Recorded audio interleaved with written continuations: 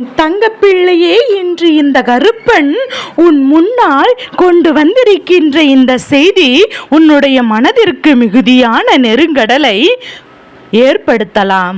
ஏனென்றால் இன்று உன் அப்பன் உனக்கு சொல்ல வந்தது உன்னுடைய உணர்வுகளோடு விளையாடியக்கூடிய ஒரு செய்தி அல்லவா?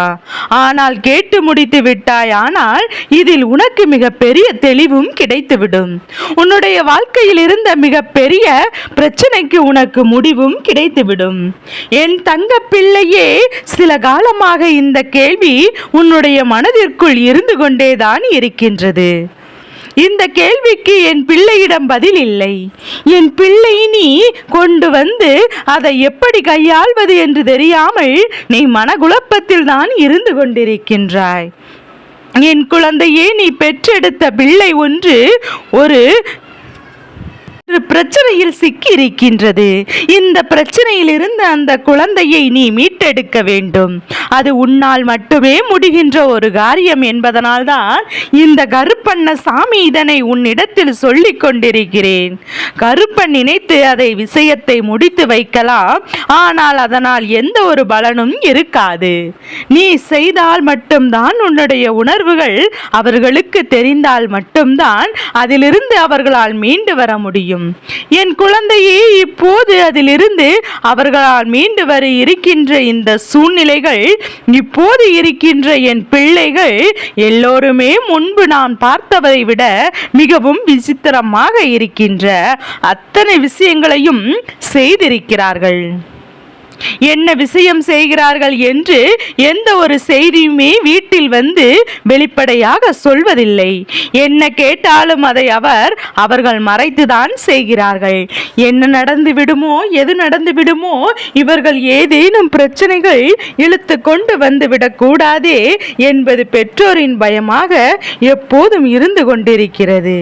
ஆனாலும் என் குழந்தை, நீ இவர்கள் எப்போதும் தன்னுடைய வாழ்க்கையில் நான் செய்கின்ற விஷயங்கள் இவர்கள் கவனமாக இருக்க வேண்டும் என்றுதான் நான் யோசிக்கின்றேன். அவர்கள் எப்படி வேண்டுமானாலும் இருக்கட்டும், என்ன வேண்டுமானாலும் செய்யட்டும். ஆனால் ஒருபோதும் இவர்கள் செய்கின்ற விஷயத்தில் மற்றவர்கள் எந்த ஒரு தொந்தரவையும் இவர்கள் ஏற்பட்டு விடக்கூடாது என்றுதானே என் குழந்தை நீ யோசிக்கின்றாய். உன்னுடைய யோசனைகள் அத்தனையும் இந்த கருப்பன் எனக்கு நன்றாக தெரியும். நீ யோசிக்கின்ற விஷயத்தை நான் நிச்சயமாக அறிவேன். ஆனால் இந்த கருப்பன் சில விஷயங்களை கண்டுகொண்ட போதுதான் இதை உன்னிடத்தில் சொல்ல வேண்டும் என்று நான் உடனடியாக முடிவெடுத்து விட்டேன். அதாவது இவர்கள் எல்லோரும் எந்த ஒரு விஷயத்தையுமே வீட்டில் பகிர்ந்து கொள்வதில்லை. அதற்கு காரணம் நீதான். ஏன் தெரியுமா? எந்த விஷயத்தை உன்னுடைய குழந்தை உன்னிடத்தில் சொன்னாலும் அதை பொறுத்து என்னவென்று நீ கேட்பது கிடையாது. உனக்கு மற்ற வேலைகளில் அதிக கவனம் இருக்கிறது. ஆனால் என் பிள்ளை நிச்சயமாக பேசுகின்ற வார்த்தைகளை கேட்பதற்கு நேரம் போதவில்லை. இப்போது கைபேசி என்ற ஒன்று வந்து அதை பேரை முடக்கி விடுகின்றதல்லவா?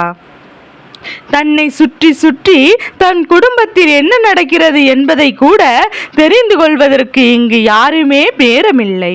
ஒரு வீட்டில் 4 பேர் இருக்கிறார்கள் என்றால் தாய் ஒரு புறம், தந்தை ஒரு புறம், 2 குழந்தைகளும் ஆளுக்கு ஒரு புறம் என்று அந்த கைபேசியை வைத்து கொண்டுதான் விளையாடி கொண்டிருக்கிறார்களே தவிர கிடைக்கின்ற நேரங்களில் என் பிள்ளை பயன்படுத்தி கொண்டு யாரும் ஒருவருக்கொருவர் மனம் விட்டு பேசுவதில்லை. விஞ்ஞான உலகமாக இருப்பதினால் எந்த தவறும் கிடையாது. ஆனால் விஞ்ஞானத்தை மட்டுமே வைத்துவிட்டு பாசம் பந்தம் உறவுகளை எல்லாம் மறந்து நிற்பது என்ன நியாயமாக இருக்கின்றது? நீ நினைக்கலாம், கருப்பா இது போன்ற வாசகங்களை எல்லாம் 1000 பேர் பேசியாச்சு, நீ சொல்ல வந்த விஷயத்தை சொல். இது கூட தெரியாமல் நாங்கள் இருக்கிறோம் என்று என் குழந்தை நீ கேட்பது எனக்கு புரிகின்றதல்லவா? என் குழந்தைக்கு மனது கொஞ்சம் வருத்தமாக இருக்கின்றது. இப்படியெல்லாம் இந்த வாழ்க்கை சூழ்நிலைகள் மாறிவிட்டதே என்று சொல்லி இந்த கருப்பனுக்கு மனது வேதனைப்படுகின்றது. நான் உன்னோடு இருந்து நேரங்களில் எல்லாம் நான் உன்னோடு பயணிக்கின்ற இந்த நேரங்களில் எல்லாம் என் பிள்ளை நீ நான் கண்காணிக்கின்ற விஷயம் உன்னுடைய இல்லத்தில் மிகுதியான மன கஷ்டத்தையும் எல்லாம் கொடுத்து கொண்டிருக்கின்றது. உன்னை சுற்றி நடப்பது நாமே மேலும் மேலும் உனக்கான நம்பிக்கையை உனக்கு கொடுக்க வேண்டுமே தவிர எப்போதும் காயங்களை அது கொடுக்க கூடாது. அப்படியாக எப்போதும் காயங்களை ஒருவருக்கொருவர் மனமிட்டு பேசிக்கொள்ளலாம். என்ன நடந்தது, எது நடந்தது என்று தெரிந்து கொள்ளாமல் இருக்கும் வரை அவர்கள் மாட்டுகின்ற பிரச்சனைகள் உச்சத்தை தொடும் வரை அது உனக்கு அறிந்திருக்க வாய்ப்பில்லை.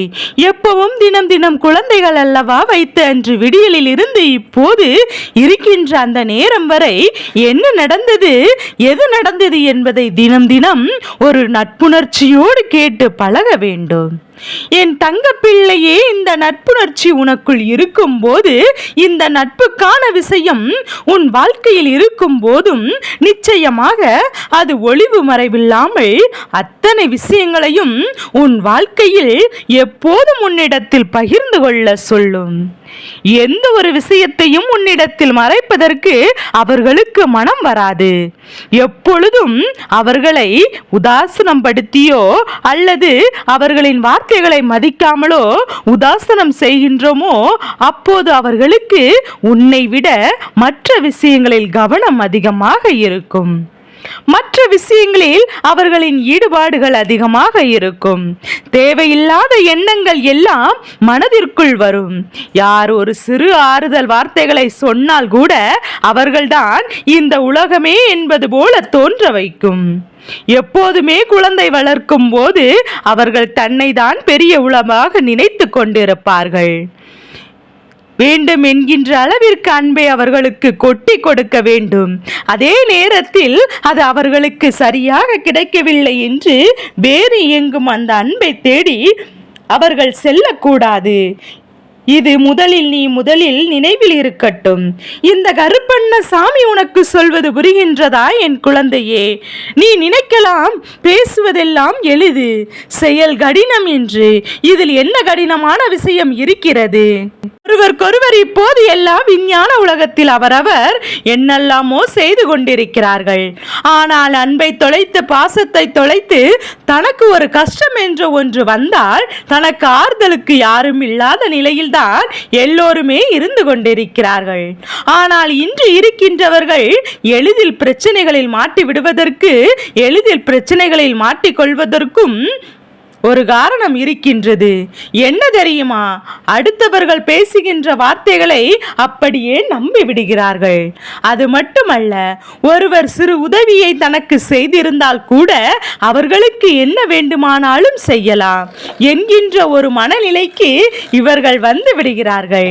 தனக்கு அன்று கஷ்டப்பட்டு வந்த போதும் செய்தவர்கள் என்று சொல்லி அவர்களுக்கு எப்பேற்பட்ட பிரச்சனை வந்தாலும் அதை தனக்கு என்னவானாலும் பரவாயில்லை, நாம் தான் முன்னின்று அவர்களுக்கு வேண்டும் என்கின்ற மனநிலைக்கு இவர்கள் வந்து விடுகின்றார்கள். அதாவது தன்னோடு இருக்கின்றவர்களுக்காக நான் எதை செய்தாலும் அதை பற்றி பிரச்சனை இல்லை என்று யோசிக்கின்ற மனநிலையில் இருக்கின்ற என் குழந்தைகள் வந்து விட்டார்கள். தன்னுடைய எதிர்காலமே அதனால் பாதிக்கப்படும், அதை பற்றி இவர்கள் கவலைப்படுவதில்லை. என் தங்க பிள்ளையே, தேவையில்லாத நட்புகளும் தேவையில்லாதவரின் பழக்கங்களும் வீட்டில் இருப்பவனுடைய சரியான நட்பு கிடைக்காமல் போகத்தான் வந்திருக்கிறது என்பதை முதலில் புரிந்து கொள்ள வேண்டும். சரியானபடி நல்ல நட்போடு இவர்களோடு பழகி இருந்தோமானால் என்ன நடந்தாலும், எந்த விஷயம் நடந்தாலும் அது ஒன்று உனக்கு நிச்சயமாக இவர்கள் சொல்லி இருப்பார்கள். அதில் எந்த ஒளிவு மறைவும் இல்லாத ஒரு நிலையை இவர்கள் உருவாக்கி இருப்பார்கள். அப்படி இருந்து விட்டோம் ஆனால் நிச்சயமாக இனி உன்னை சுற்றி நடக்கின்ற எந்த ஒரு விஷயங்களையும் நிச்சயமாக உன்னுடைய புரிதலுக்குள் வந்துவிடும். இக்கால தலைமுறையை கையாளுவது கடினமான ஒரு காரியமாகிவிட்டது. அவர்கள் மனதிற்குள் என்ன இருக்கிறது என்பதையும் உன்னால் நிச்சயமாக புரிந்து கொள்ள முடியாது. அதனால்தான் எப்போதுமே நட்போடு அவர்கள் பழக வேண்டும். தேவைக்கு தகுந்தாற் போல பேசுவதும், தேவையில்லை என்றவுடன் அவர்கள் தள்ளிவிடுவதும் ஒருபோதும் கூடாது. காலையிலிருந்து இரவு வரையிலும் அவர்கள் என்னெல்லாம் செய்தார்கள், யாரோடு பேசினார்கள், எங்கு சென்றிருந்தார்கள் என்பது போன்ற விஷயங்களை எல்லாம் அவர்கள் உன்னிடத்தில் சொல்ல வரும்போது அதை என்னவென்று செவி கொடுத்து கேட்க வேண்டும். உனக்கு வேலை அதிகமாக இருக்கிறது என்பதற்காகவும், உனக்கு சூழ்நிலை சரியில்லை என்பதற்காகவும் இவர்களை விட்டு ஒருபோதும் நீ விட்டுவிடக் கூடாது. இவர்கள் உன்னுடைய வாழ்க்கையில் எந்த முக்கியமானவர்கள் அப்படியாக இருக்கும் போது எக்காரணத்தை கொண்டும் என்ன பிரச்சனைகள் வந்தாலும் நிச்சயமாக அதை கண்டுகொள்ளாமல் விட்டுவிடக் கூடாது.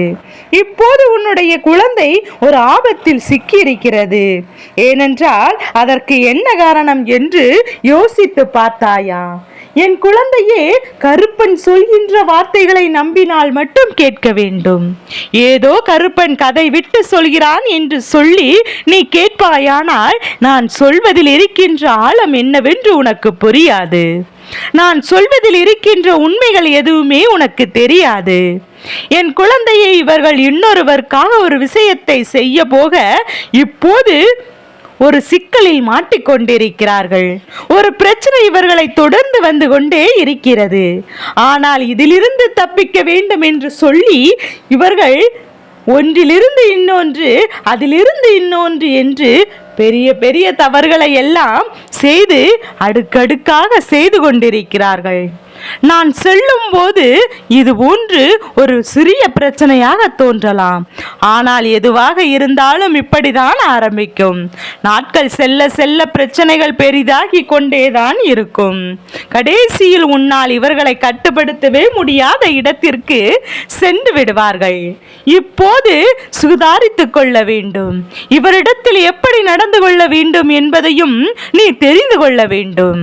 என் பிள்ளையே, காரணத்தை கொண்டும் இவரிடம் அதிகார தோரணையை கொண்டும் உன்னை பெற்றவர்தான், உன்னை பெற்ற அம்மாதான், உன்னை பெற்ற அப்பாதான் என்று என் பிள்ளை சொல்லி இவரிடத்தில் எல்லாம் ஒருபோதும் அதிகார தோரணையை காண்பிக்க கூடாது. அன்பு மட்டும்தான் இவர்களை அடிபணிய வைக்கும். உன்னுடைய பாசம் வைத்திருப்பவர்கள் இவர்களை உன் பேச்சை கேட்கும் போது என்பதை நீ புரிந்து கொள்ள வேண்டும். உன்னுடைய காலம் மாறிவிட்டது. அதாவது நீ இந்த வாழ்க்கையில் எல்லாம் முடிந்து விட்டது. இப்போது உனக்கென்ன வேண்டும் என்று இந்த வாழ்க்கையில் பல நல்ல விஷயங்களை செய்து கொடுத்து கொண்டிருக்கின்ற நான் நிச்சயமாக இனியும் உன் வாழ்க்கையில் நல்லதை நடத்தி கொடுப்பேன். உன்னுடைய குழந்தைகள் நிச்சயமாக அவரிடத்தில் எப்போதுமே ஒரு வெளிப்படையான அன்பினை கொடுக்க வேண்டும். நினைத்தால் மட்டும்தான் இந்த பிரச்சனையை சரி செய்ய முடியும் என்று சொன்னதற்கான காரணம் இப்போது என் குழந்தைக்கு புரிகின்றதா என் பிள்ளையே? முதலில் மனம் விட்டு பேசுவது மட்டும்தான் எந்த ஒரு பிரச்சனைக்குமே தீர்வை கொண்டு வரும். எப்போதும் இலைமறை காய் போல மனதிற்குள் எதையாவது நினைத்து கொண்டிருப்பே. ஆனால் நிச்சயமாக இதுவெல்லாம் உன் வாழ்க்கையில் மேலும் மேலும் உனக்கான பல நன்மைகளை கொடுக்கும் என்பதை நீ புரிந்து கொள்ள வேண்டும் அல்லவா? நான் உனக்கு ஆசைப்பட்டு விட்டது போல நம் வாழ்க்கை மாறவில்லை என்றாலும் நம் குழந்தைகளின் வாழ்க்கையாவது நாம் நல்லபடியாக மாற்ற வேண்டும். எந்த இடத்திலும் இவர்களை எப்போதும் தவிர்த்து விடக்கூடாது. எந்த இடத்திலும் இவர்கள் தனக்கு யாருமே இல்லை என்று நினைத்து விடக்கூடாது. என்ன நடந்தது, எது நடந்தது என்று சொல்லி நீ உனக்கான வெற்றியை உறுதி செய்திட வேண்டும். எப்போது போல உன்னுடைய மகிழ்ச்சியை நீ உணராக்கி தயாராக இருக்க வேண்டும். உன்னுடைய குடும்பம் மட்டுமல்ல, உன்னுடைய குழந்தைகளின் வாழ்க்கை மட்டுமல்ல, எல்லாம் உனக்கே இந்த வாழ்க்கையில் உச்சகட்ட மகிழ்ச்சியை கொடுக்க வேண்டும் என்றுதான் இந்த கருப்பண்ண சாமி உன்னை எப்போதும் ஆசிர்வதிக்கின்றேன். உன்னுடைய குழந்தையினுடைய வாழ்க்கையில் ஒரு பிரச்சனை வருகிறது என்றால் அந்த பிரச்சனையை முதலில் சொல்கின்ற ஒரு உறவாக நீதான் அவர்கள் கண் முன்னால் தெரிய வேண்டும். அந்த அளவிற்கு நட்போடு அவரிடத்தில் நீ பழகினால் போதும். எந்த ஒரு செயலையும் செய்வதற்கு முன்பாக உன்னிடத்தில் அமைதியை பெற வேண்டும் என்ற எண்ணம் அவர்களுக்கு அப்போதுதான் வரும். உன்னுடைய நடத்தை தான் அவர்களுடைய செயல்பாடுகளையும் நிச்சயமாக உறுதிப்படுத்தும். குழந்தைகளை அடித்து திருத்த வைப்பது என்பது கைமீறி போன செயலாகும். இப்போது அதுவெல்லாம் ஒன்றுமே பலிக்காது. நிச்சயமாக உன்னுடைய அன்பிலும் உன்னுடைய மனதில் இருக்கின்ற நல்ல விஷயங்களிலும் உன்னால் எல்லாவற்றையும் மாற்ற முடியும் என்பதை நீ புரிந்து கொண்டாலே போதும். உன்னால் எல்லா விஷயங்களையும் மாற்றிக்கொள்ள முடியும். ஆனால் நினைத்தால் இந்த வாழ்க்கையை நீ ஆசைப்பட்டது போல மாறிவிடும். இந்த கருப்பன் சொன்ன வார்த்தைகளையும் விஷயங்களையும் நிச்சயமாக உனக்கு புரிந்திருக்கும் என்று நான் நம்புகின்றேன். ஏனென்றால் இந்த வாழ்க்கையில் நீ சந்தித்த கஷ்டங்கள் எல்லாம் அப்படியே இனியாக கவனமாக இருக்க வேண்டும். என் செல்ல குழந்தைக்கு இந்த கருப்பனின் ஆசீர்வாதங்கள் எப்போதும் முழுமையாக கிடைத்து கொண்டே இருக்கும்.